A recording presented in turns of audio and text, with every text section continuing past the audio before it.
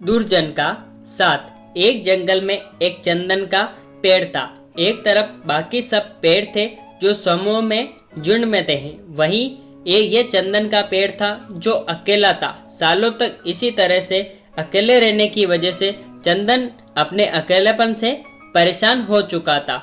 उसे भी अब विचार आते कि उसके साथ भी कोई खड़ा हो या कम से कम उसका कोई दोस्त हो जिससे वो इतने बड़े जंगल में खुद को अकेला न महसूस करे। एक दिन उसने अपने सामने कुछ अंतर पर खड़े पलाश के पेड़ से कहा, तुम तो दिखने में बहुत सुंदर हो, तुम्हारे कितने सुंदर फूल हैं।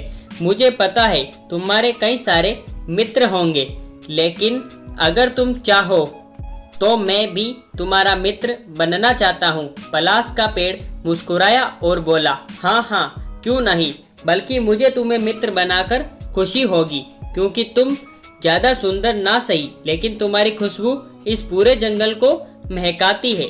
तुम्हारी वजह से हमारे आसपास की हवा खुशनुमा रहती है और हमारा दिन अच्छा गुजरता है। पलाश की मीठी मीठी बातें सुनकर चंदन के पेड़ को बहुत अच्छा लगा। उसे लगा कि आखिरकार वे अब अकेला नहीं रहेगा और पलाश उसका सच्चा मित्र बन पाएगा। लेकिन वे कितना गलत सोच रहा था, ये उसे अपने भविष्य में पता चलने वाला था। एक दिन एक लकड़हारा पलाश के पेड़ की छाया में आराम कर रहा था।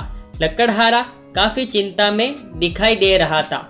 पलाश ने उसे उसकी चिंता का कारण पूछा तो लकड़हारे ने उसे बताया कि वो जंगल से सूखी लकड़ियां काटकर उन्हें बाजार में बेचता है और उनसे पैसे कमाता है और इस तरह से वे अपना घर चला पाता है। लेकिन आज पूरा दिन जंगल में घूमता रहा, फिर भी कोई भी सूखा पेड़ नहीं मिला उसकी जिसकी लकड़ियां को वो काट सके। आखिरकार थक कर वो यहाँ आराम करने बैठ गया। पलाश लकड़हारे की बातें सुनकर बोला, बस इतनी सी बात, मानो कि तुम्हें सूखी लकड़ियां नहीं मिली, मगर तुम्हें कुछ कीमती लकड़ियां मिल जाएगी जिन्हें बेचकर तुम्हें अच्छे खासे पैसे मिले तो तुम्हारी समस्या हल हो जाएगी। लकड़हारे ने कहा, तुम कह तो ठीक रहे हो, लेकिन मुझे कीमती लकड़ियां मिलेगी कहाँ से? पलाश के पेड़ ने लकड़हारे को अपने सामने कुछ दूरी पर वही चंदन का पेड़ दिखाया जिससे उसने थोड़े दिनों पहले ही मित्रता की थी। लकड़हारा तुरंत चंदन के पेड़ के पास गया और उससे थोड़ी लकड़ी का काट ली।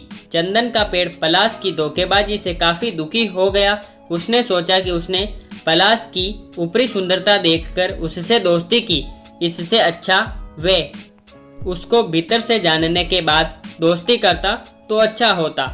उसने सोचा जरूर पलाश के पेड़ इस धोखेबाजी का जवाब देगा। लकड़हारे ने लकड़ियां को तो काट ली थी, लेकिन वह कुछ सोच रहा था और चिंतित दिखाई दे रहा था। चंदन के पेड़ ने उससे पूछा, अब क्या हुआ? तुम्हें तो लकड़ियां मिल गई है, फिर क्यों चिंता में हो? लकड़हारा बोला, मुझे लकड़ियां तो मिल गई, लेकिन जल्दीबाजी में मैं घर से रस्सी लाना ही भूल गया हूँ।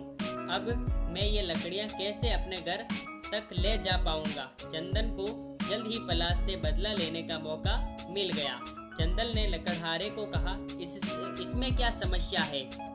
तुम वे जो सामने पलाश का पेड़ है उसकी जड़ें निकाल लो। वे जड़ें काफी अच्छी रस्सी की तरह मजबूत होती है। इसका इस्तेमाल करके तुम लकड़ियां बांधकर अपने घर तक ले जा सकते हो। लकड़हारा चंदन के पेड़ के दिए सुझाव से खुश हो गया और तुरंत पलाश के पेड़ को जड़ से उखाड़कर उसकी जड़ों को रस्सी की तरह इस्तेमाल करके लकड़ियों को बांधकर अपने घर लौट गया। पलाश का पेड़ जड़ से उखड़कर जब अपनी आखिरी सांसें गिन रहा था, तब चंदन के पेड़ ने उससे धोखेबाजी का कारण पूछा तो उसने बताया कि वह चंदन की खुशबू से जलता था, क्योंकि उसके फूलों की खुशबू चंदन की खुशबू की वजह से दब जाती थी और सभी चंदन की खुशबू की तारीफ करते थे बजाय उसके फूलों की खुशबू की। उस दिन से चंदन के पेड़ ने तय किया कि वह किसी को भी अपनी अच्छी तरह से जाने बगैर कभी दोस्ती नहीं करेगा। उसे यह भी समझ में आ गया कि दुर्जन के साथ से अच्छा अकेला रहना ही होता है। तब से चंदन का पेड़ जंगल में अकेला ही रहता है।